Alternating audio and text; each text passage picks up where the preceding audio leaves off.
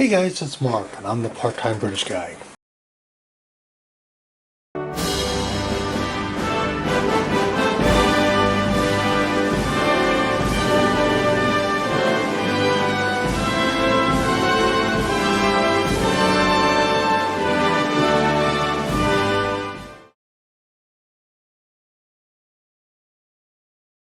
Okay, we're going to do 10 reasons why the British TV series Soldier Soldier works so well. Number 10. The legacy of quiet remembrance. Even decades later, Soldier Soldier remains a touchstone for veterans and families. A ceremonial mirror of service, sacrifice, and the bonds that endure beyond uniform and rank. Number 9. Created by an Army insider. Writer Lucy Gannon was an Army brat, a former military police officer, infusing the series with her own experience and emotional authenticity. Number 8. Soap opera structure with military grit. The series formatted allowed for long-form character development, blending a soap opera style of emotional arcs with the discipline and rituals of military life. Number 7. Grounded morality and justice. Episodes often wrestled with ethical dilemmas, from command decisions to personal betrayals, echoing themes of justice and sacrifice. Number 6. Focus on Army families. Originally conceived as a drama about Army wives, the show retained a strong focus on family life, separation, and community resilience, giving the voice to those who have served behind the scenes.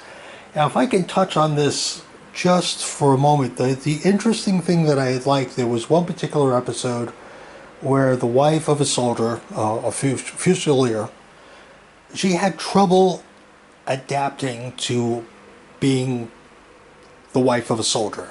And like all throughout the beginning of the series, you see her struggling. As a friend of mine pointed out, one of my Patreon supporters, Jay Worsley, a lot of people don't realize that when you marry a soldier, or you marry a sailor, or a Marine, or an airman, you're not just marrying that individual. You're marrying the Army, the Navy, the Air Force.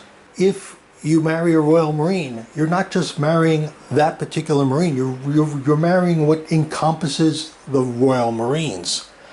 There is a structure. There is customs. They have their own, society, and they have their own set of laws. So for a lot of people to go from being just a civilian to being the wife of a particular soldier, it's a difficult adjustment. Number 5. Unexpected cultural impact. Robinson Green and Jerome Finn's musical performance led to a chart-topping hit, turning the series into a pop culture phenomenon and expanding its emotional reach. Number 4. Timely reflection of military reform. Set in a period of British Army restructuring, the show mirrored real-life regimental peacekeeping missions grounded in drama and historical truth.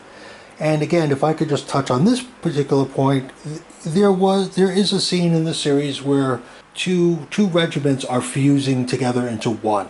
And the commanders themselves, the officers themselves, get into, I don't want to say it's a pissing match, but it's a matter of the badges or the logos or the emblems of their particular regiments have deep cultural meaning.